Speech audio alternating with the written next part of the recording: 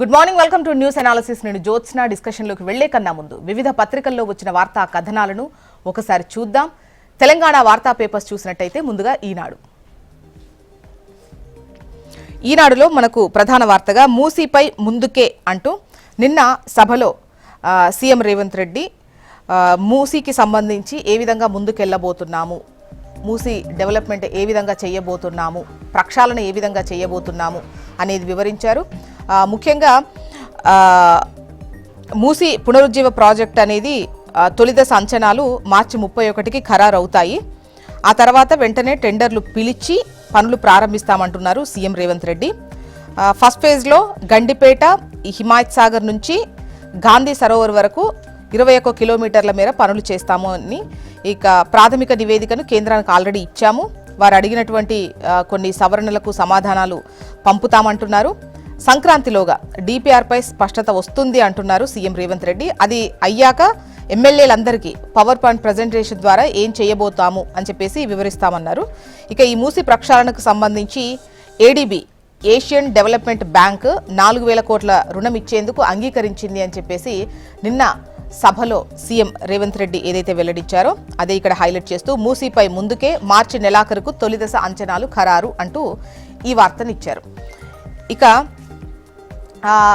స్థాయి పెంచారు సరే, హెచ్ఎంలు ఏరి అంటూ ఒక క్వశ్చన్ మార్క్తో మనకు వార్తను హైలైట్ చేస్తూ 300 హై స్కూళ్లలో సీనియర్ టీచర్లే ఇన్ఛార్జీలుగా ఉన్నారు. 10 ఏళ్లుగా పోస్టుల మంజూరుకు ఎదురుచూపులు అంటూ 10వ తరగతి వరకు బోధించేటువంటి ప్రభుత్వ ఉన్నత పాఠశాలల్లో హెచ్ఎంల పాత్ర అత్యంత కీలకం. పాఠశాలల అభివృద్ధి, విద్యార్థుల ప్రగతి, ఉత్తమ ఫలితాల సాధన వంటి వాటికి హెచ్ఎంల అవసరం ఎంతో ఉంటుంది. ఇంతటి ప్రాధాన్యం ఉన్న పోస్టులు గత దశాబ్ద కాలంగా రాష్ట్రంలోని చాలా స్కూళ్లకు మంజూరు కాలేదు. ప్రధానంగా ప్రాథమికోన్నత పాఠశాలలను హైస్కూళ్లుగా ఉన్నతీకరించిన చోట గెజిటెడ్ హెచ్ఎం పోస్టులను మాత్రం ప్రభుత్వం మంజూరు చెయ్యలేదు. ఈ మేరకు 300 వరకు హైస్కూళ్లు గెజిటెడ్ హెచ్ఎం పోస్టుల కోసం ఎదురు చూస్తున్నాయి, 300 స్కూళ్లు అని చెప్పేసి ఈ వార్తను హైలైట్ చేస్తూ పైన టాప్లోనే స్థాయి పెంచారు సరే, హెచ్ఎంలు ఏరి అంటూ వార్తను హైలైట్ చేసింది ప్రధాన వార్త పక్కనే. ఇక అసెంబ్లీ సమావేశాలను బహిష్కరిస్తున్నామంటూ నిన్న బీఆర్ఎస్ ప్రభుత్వ తీరుకు నిరసనగా ఈ నిర్ణయం తీసుకున్నాం. బీఆర్ఎస్ వెల్లడి. శాసనసభ నుంచి గన్ పార్క్ వరకు నినాదాలతో ప్రదర్శన. నెక్స్ట్ ఆంధ్రజ్యోతి.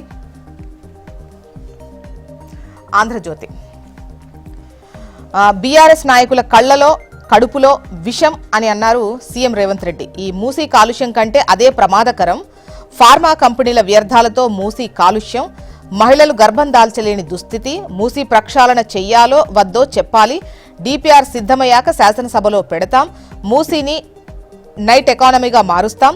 బాపుఘాట్లో ప్రపంచ స్థాయిలోనే ఎత్తైన గాంధీ విగ్రహం, నార్సింగ్లో శివాలయం, మసీదు, సిక్చౌనీలో గురుద్వారా, ఉప్పల్లో మెదక్ లాంటి చర్చ్ కడతాం. గండిపేటకు 20 టీఎంసీల గోదావరి జలాలు తరలిస్తాం. 365 రోజులు మూసీలో మంచినీళ్లు.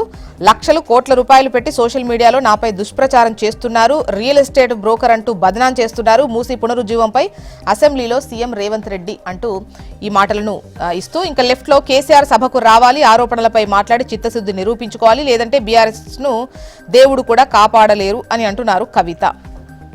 ఇక రైట్ సైడ్ గనక చూస్తే మూసీ కంటే రేవంత్ మాటల కంపే ఎక్కువ అని అటు బీఆర్ఎస్ నేతలు విమర్శించిన విషయాన్ని ఇక్కడ ప్రస్తావిస్తూ ముందు ఆయన నోటికి ప్రక్షాళన చేయాలి. సభను స్పీకర్ ఏకపక్షంగా నిర్వహిస్తున్నారు. జవాబు చెప్పలేక మాపై దాడి చేస్తున్నారు. స్పీకర్ సీఎం తీరుకు నిరసనగా సవాల్ చేస్తూ సమావేశాన్ని బహిష్కరించారు బీఆర్ఎస్ నేతలు. నెక్స్ట్ నమస్తే తెలంగాణ. మన ప్రాజెక్టుల చుట్టూ విష వలయం అంటూ నిన్న తమిళహట్టి, నేడు జూరాల. నీటి సోర్స్ మార్పుపై కాంగ్రెస్ సర్కార్ కుట్ర రచన అంటూ ఈ వార్తనిచ్చారు. ఇక సీఎంను విమర్శిస్తే మైక్ ఇయ్య, స్పీకర్ స్పష్టీకరణ, సభలో దుమారం, బీఆర్ఎస్ బాయ్కాట్. నెక్స్ట్ ఏపీ వార్తా విశేషాలు చూద్దాం. అర్జీ ఆగొద్దు అంటూ ఏవైతే అప్లికేషన్స్ వస్తాయో వాటిని త్వరితగతిన పూర్తి చేయాలి, కంప్లీట్ చేయాలి, పరిష్కరించాలనేదే ఈ వార్త. రెవెన్యూ శాఖలో ప్రక్షాళన చర్యలు వేగవంతమయ్యాయి. వైసీపీ ప్రభుత్వం నుంచి వారసత్వంగా వచ్చిన రీసర్వే సమస్యల పరిష్కారానికి సంబంధించి ఇప్పటికే ఉత్తర్వులు జారీ అయ్యాయి.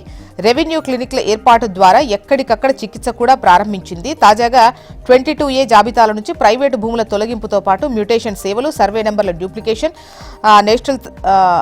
నోషనల్ ఖాతాల్ని శాశ్వత ఖాతాలుగా మార్పు, ఆధార్ నంబర్ల సవరణ వరకు దీర్ఘకాల సమస్యల పరిష్కారమే లక్ష్యంగా స్పష్టమైన మార్గదర్శకాలు జారీ చేసింది.